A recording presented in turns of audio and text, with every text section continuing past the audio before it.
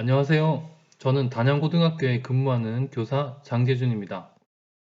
저는 이번 시간에 제시문 면접 자료집에 인문사회계열 예상문항 7번을 해설해 보겠습니다.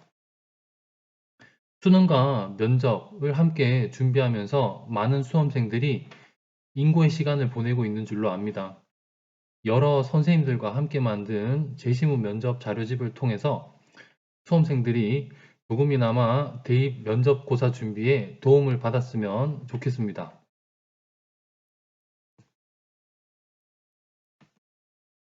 내용은 파트 1과 파트 2로 구분해 보았습니다. 파트 1에서는 예상 문제 7번에 대한 출제 의도, 풀이 방법 등에 대해서 안내를 하겠습니다.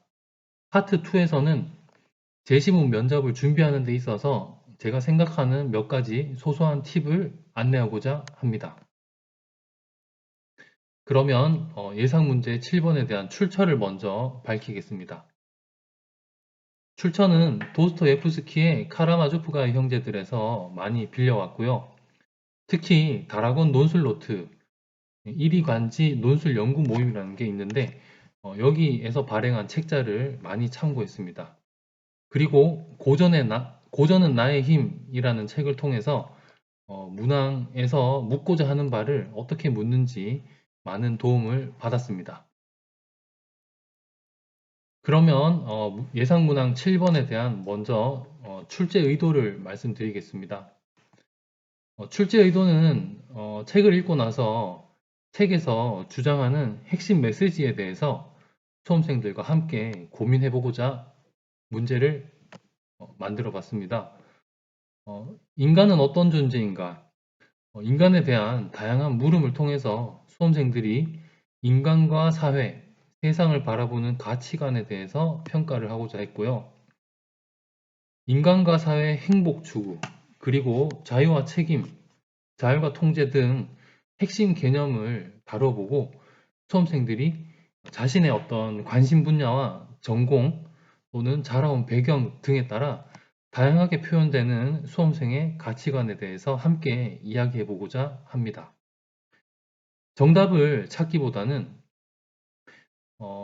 이런 핵심 개념에 대한 내용을 정리를 해서 답변을 해보고 답변에 대한 근거가 충분한지 자신이 배워온 어떤 사회 과목, 윤리, 사회문화, 경제 등에서 배웠던 사회 과목에서 배웠던 어떤 개념과 원리를 활용해서 근거를 이제 답해보는 연습을 해보면 좋겠고요.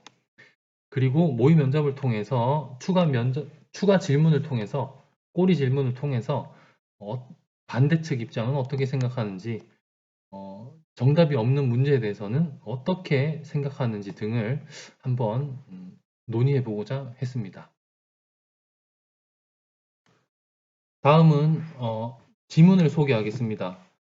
지문가는 도스토예프스키의 카라마조프가의 형제들의 일부입니다. 카라마조프가 형제들은 아버지의 유산을 둘러싼 삼형제의 고민과 갈등을 그리고 있습니다. 흥미진진한 스토리와 함께 저자는 그 당시의 시대상과 저자의 가치관을 틈틈이 스토리상에서 녹여내었는데요. 예수로 재림한 그리스도를 닮은 사람이 그리스도 행세를 하면서 다니는 장면이 나옵니다. 그때 대신문관이 이 사람을 옥에 가두고 나서 왜 다시 나타나서 우리의 일을 방해하는가 라는 논조로 재림한 예수를 신문하는 장면을 발췌하였습니다. 대신문관의 주장은 다음과 같습니다. 예수가 세 가지 유혹을 거부했기 때문에 인간들에게 견딜 수 없는 자유라는 짐을 지어주었다. 하지만 교회가 지금 그 예수의 실수를 바로잡고 있고 자유라는 짐을 덜어주고 있다. 이를 통해 인간을 돕고 있다라는 주장을 하는 장면으로 해석할 수 있습니다. 다음으로 지문 나는 올더스 헉슬리의 멋진 신세계가 되겠습니다.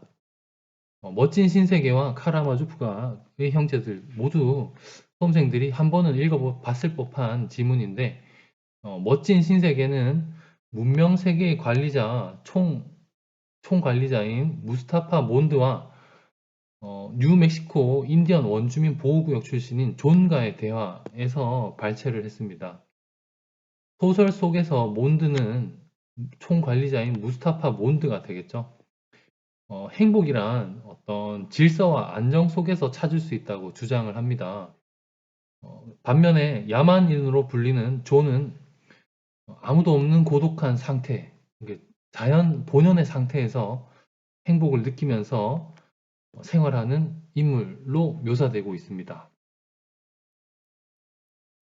그러면 지문을 같이 한번 읽어보면서 핵심적인 메시지를 한번 추려보겠습니다. 지문가는 그 대신문간의 어떤 말에서 시작해서 말로 끝나고 있습니다. 누가 옳은지 스스로 판단해 보시오. 당신이요? 아니면 그때 당신을 시험에 들게 한 자요? 여기서 이제 대신문간이 쭉 이야기를 누군가에게 이야기를 하고 있다라는 부분을 여러분들이 이제 지문을 읽고 나서 파악을 해야 되겠고요. 지문 속에서 나오는 당신이란 것이 바로 어떤 예수를 대변하는 그 행인을 가리키고요. 그때 당신을 시험에 들게 한 자는 하느님 정도가 되지 않을까요? 그래서 하느님이 이 돌들로 빵이 되게 하라 라는 그 질문을 다시 상기해보라는 도입으로 시작을 하게 됩니다. 그래서 빵과 자유라는 핵심어가 서로 지문 속에서 대칭을 하고 있습니다. 지문에서는 순진하고 본래 비천한 인간은 그 약속의 의미를 깨닫지 못하고 두려워할 뿐이다. 왜냐하면 인간이나 인간 사회에서 이 자유라는 것보다 더 견디기 힘든 것은 아무것도 없다. 이 자유라는 짐을 견디기 힘들어 하므로 그 주변에 있는 돌들로 빵을 만들어 보라. 그러면 인간 사회가 빵을 주지 않으면 어쩌나 하고 영원히 불안에 떨면서 착하고 온순한 양떼처럼 당신의 뒤를 따를 것이다. 라고 그때의 메시지를 해석하고 있습니다. 이 대신문관이라는 사람이. 하지만 당신은 예수 행세를 하는 행인이 되겠죠. 이 사람은 이제 자유를 빼앗고 싶지 않았고, 인간들로부터. 빵으로 복종을 산다면 그게 무슨 자유일까라고 이야기하면서 거절을 했다. 결국 행인의 주장은 인간은 빵만으로 살 수 없다라는 것이 되겠죠. 그렇지만 대신문관 측, 당신에 대해서 대비되는 이 대신문관 측, 이 전체 말을 하고 있는 화자가 되겠죠. 화자는 빵만으로는 살 수 없다고 했지만 인간은 그러한 존재다. 빵이 더 중요하다라고 얘기를 하고 있죠. 사람들은 먹여 살려라. 그리고 나서 선행을 요구하라라고 당신의 성전을 파괴하고 반기를 들 것이다. 라고 이 글 속에 화자가 이야기하고 있습니다. 책을 읽지 않았더라도 지문을 처음서부터 끝까지 읽고 이 화자와 대비되는 당신이라는 어떤 반대측 인물을 추측해내면 좋겠고요. 이 화자와 당신을 대변하는 핵심어 빵과 자유를 이제 읽어내면 되겠습니다. 다음으로 지문 독해 나입니다. 지문 독해 나도 책을 읽은 사람은 이 부분이 멋진 신세계의 거의 마지막 부분이 되겠구나 라고 추측을 할 수 있겠지만 책을 읽지 않았더라도 지문 속의 핵심 메시지를 통해서 야만인인 존의 입장을 파악할 수가 있을 것 같습니다. 먼저 격렬한 열정 대치 치료 요법이란 것이 나오는데 이게 무엇인지는 끝까지 읽으면 어느 정도 추측을 할 수 있지 않을까요? 그래서 나는 불편한 것이 좋다.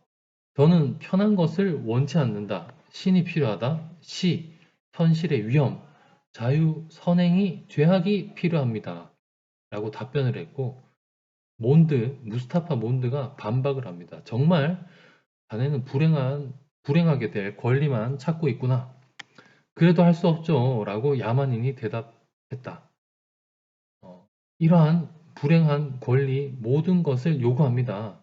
라고 마침내 야만인이 말해버렸다. 라고 글이 흘러가고 있는데, 이 무스타파 몬드라는 인물이 맨 처음에 격렬한 열정 대치 치료요법이란 것을 이야기를 했다고 추측할 수 있고, 지문 속에서는 이 야만인의 주장이 흩어져서 일관되게 이 불행하게 될 권리, 자유에 대한 권리가 되겠습니다. 자유를 주장하고 있다. 반면에 이 반대측의 입장은 과연 무엇일까?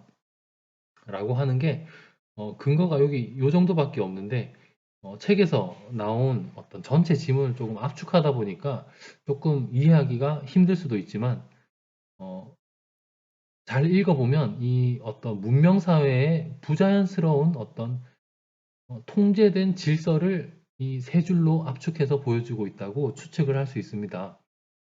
아드레날린이라는 것은 생리학적인 어떤 인간 본연의 자연스러운 생리 현상인데, 이것을 규칙적으로 어떤 훑어내 버린다. 그러면 어떤 이러한 효과가 생기고 아무런 불편도 없이 인간의 어떤 이런 아드레날린이라는 것이 흩어져서 해소가 된다. 이런 취지로 말을 하고 있는 어떤 무스타파 몬드는 문명 세계의 질서, 통제에 기반한 질서를 통해서 인간의 자유를 이렇게 억압하고 억제하고 있지만, 편하다, 그게 행복하다라고 주장을 하고 있는 것이죠. 반대로 이 야만인인 존은 그렇지 않다. 저는 그런 것 따위 필요 없고, 이 모든 어떤 불행하게 될 권리란 말은 문명 세계에서 봤을 때 그러하다는 거죠. 이런 자유에 기반한 이 모든 권리가 필요하다라고 주장을 하고 있습니다. 문항은 이렇게 다음과 같이 1, 2, 3번으로 되어 있고, 1번과 2번 문항은 가와 나의 지문을 정확하게 읽었는가, 정확하게 읽고 나서 핵심적인 메시지를 추출할 수 있었는가를 묻고 있습니다. 반면에 3번은 이제 가와 나를 읽은 핵심어를 기반으로 해서 이상적인 사회에 대한 수험생의 견해를 밝히라고 하고 있습니다. 문항에 대한 해설을 해보겠습니다. 문항 가는 아까 앞부분에서 함께 읽으면서 이제 관점을 추측할 수 있었다고 생각합니다. 그래서 가의 화자인 대신문관, 화자라는 것이 대신문관임을 이렇게 책을 읽지 않아서 알지 못하더라도 화자의 주장이 무엇인지, 인간을 어떻게 생각하고 대하고 있는지는 핵심어를 통해서 파악을 할 수 있겠습니다. 한편 나는 나의 야만인인 존의 견해, 책을 읽지 않았더라도 존이 누구인지 알지 못하더라도 이 야만인은 자유를 갈망하고 있구나 라는 핵심적인 메시지를 읽어낼 수 있습니다. 지문이 조금 압축된 지문이다 보니까 핵심어를 읽어내기가 어려울 수 있는데, 독서 과목의 어떤 글의 관점, 표현 방법, 필자의 의도와 사회문화적 이념을 비판하면서 읽기라는 역량을 통해서 잘 해결해 볼 수 있을 것 같습니다. 문항 3번은 앞에서 이야기했듯이 바람직한 사회는 어떤 것인가, 이상적인 세상은 어떤 것인가, 인간과 사회의 진보에 대해서 수험생과 함께 이야기를 해보고자 했습니다.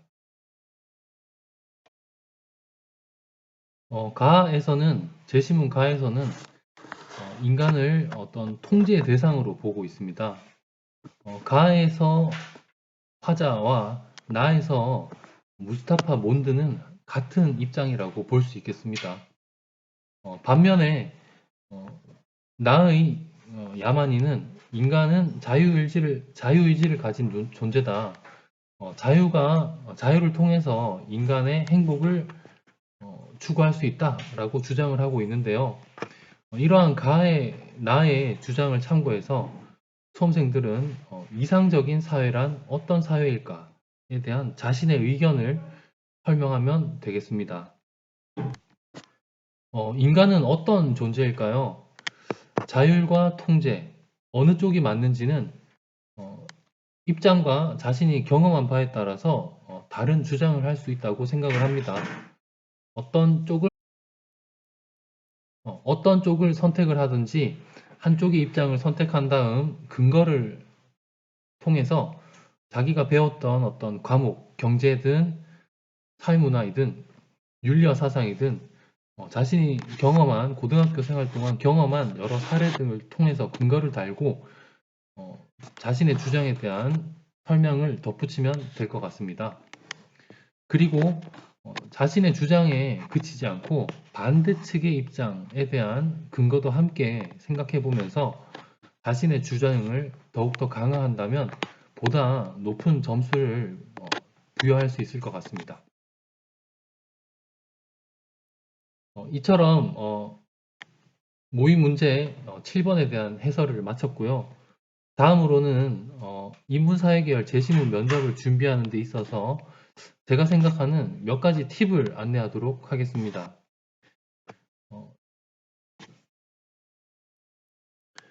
면접 준비에 대한 팁의 첫 번째입니다. 재시문 면접은 무엇보다도 지문 독해가 가장 중요합니다. 지문 독해에 대한 어려움을 많이 느끼는 수험생들이 많은데요. 차분한 상태에서 지문을 읽어보면 지문이 충분히 이해할 수 있다고 생각이 됩니다. 그럼에도 이제 이해가 안 되는 수험생들은 지문과 문항을 연관지어서 독해하는 방법을 추천합니다. 가의 지문을 읽었는데 내용이 잡히지 않을 경우 가의 지문을 활용해서 어떤 것을 묻고 있는지를 문항을 읽어본다면 지문에서 묻는 바가 무엇이구나 추측을 해낼 수 있는 경우가 많습니다. 지문과 문항은 별개의 것이 아니라 문항이 지문을 읽는 길잡이라고 생각을 하면 어떨까요? 저도 기출문제를 같이 읽어보면서 가는 알겠는데 나는 어떤 이야기를 전하는 것일까 잡히지 않을 때 문항을 읽어보고 나를 읽는 방향을 도움을 받은 경우가 있습니다. 그리고 지문을 읽었다면 지문 속에서 핵심어를 추출을 해야 되겠죠. 핵심어를 무작위로 추출하기보다는 지문 전체를 읽고 나서 필요한 핵심어를 별도로 메모를 하면서 정리를 해봅니다. 그래서 지문을 구조화하는 것이 두 번째 단계가 되겠습니다. 지문을 구조화하는 것에서 그치지 말고 추출한 핵심어의 유의어와 관련어를 찾아보는 것을 추천하겠습니다. 지문 속에 있는 핵심어를 가지고도 충분히 답변을 할 수 있지만 보통은 자신의 의견과 그 의견에 대한 근거를 묻는 경우가 많기 때문에 시간이 충분하다면 핵심어의 유의어와 관련어를 활용하여 자신의 답변을 풍부하게 표현할 수가 있겠습니다. 두 번째 팁은 문항에 대한 답변 방식에 대한 연습입니다. 짧은 시간에 제시문을 읽고 준비 시간을 통해서 이렇게 문제를 답하다 보면은 자신이 알고 있는 것을 많이 이야기해야 되겠다. 서둘러서 내용을 정리하지 않은 채로 면접실에 들어가는 경우가 많습니다. 실제로 이런 식으로 모의 면접을 해보면 평가자인 면접관은 어디서 어떻게 채점을 했는지 중요한 핵심어를 내뱉었는지 판단의 근거가 불분명한 경우가 많습니다. 그래서 면접고사, 이 면접도 시험의 일부라는 생각을 갖고 우리 수험생들은 답변 방식에 대한 연습이 필요하겠죠. 그래서 여기서 기본은 프랩이라고 설명을 했는데 자기가 어떤 주장을 했으면 그 근거를 붙이는 방식이 되겠습니다. 근데 그것을 조금 더 구체화해서 포인트, 주장을 했다면 reason, 이유를 붙이고 사례를 통해서 그 자신의 주장을 훨씬 더 풍부하게 표현을 합니다. example. 마지막으로 PRE까지 설명한 세 가지를 묶어서 한 번 더 마지막에 정리 포인트를 주게 된다면은 듣는 입장에서 훨씬 더 그 채점 기준이 부합하는지 필요한 핵심 어들을 잘 설명하였는지를 아주 알기 쉽게 들을 수가 있게 됩니다. 기출 문제로 연습을 하면서 이 답변 방식에 대한 응용도 필요하겠습니다. 기본이 주장과 근거라고 했지만 실제 모의 면접 상황에서는 프렙 방식을 일괄적으로 적용하기는 어려운 경우가 많습니다.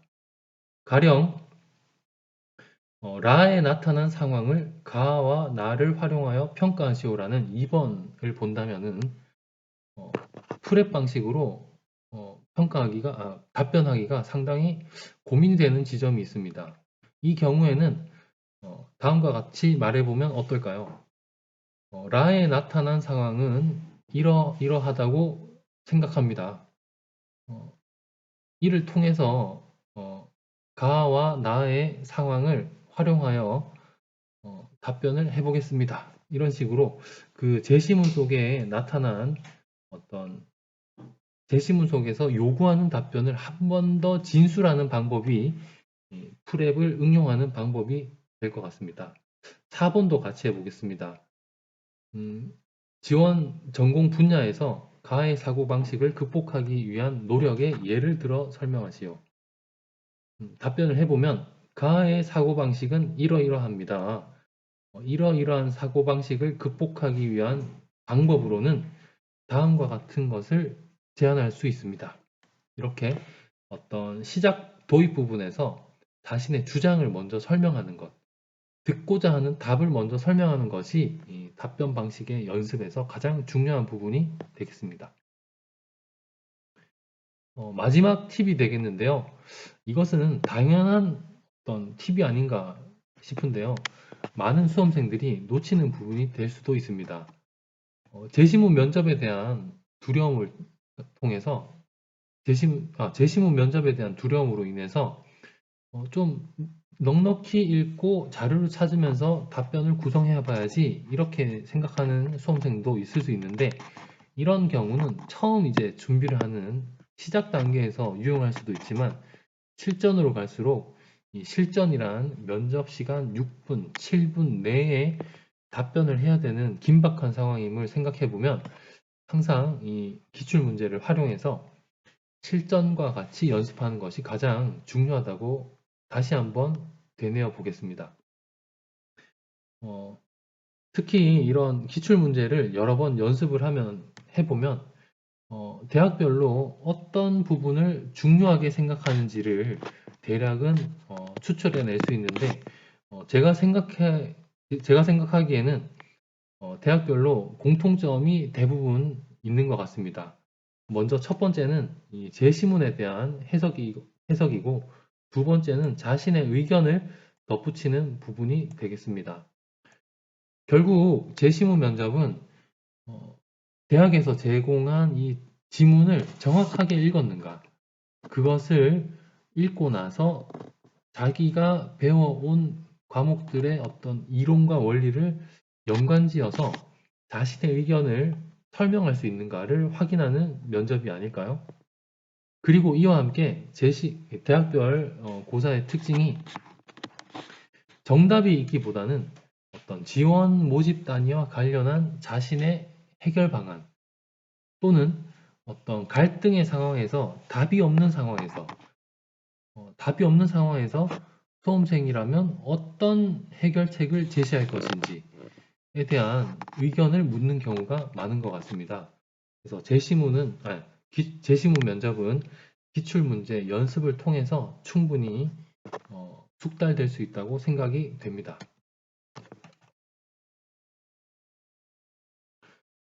이상으로 제시문 연습 모의문항 7번에 대한 해설을 하였고요. 해설과 함께 제시문 면접 준비에 대한 팁을 몇 가지 안내해 보았습니다. 수능 그리고 수능 전후로 있는 대학별고사를 차근차근 준비하여 수험생 여러분들의 목표 대학 합격에 한 걸음 다가서기를 기원하겠습니다. 감사합니다.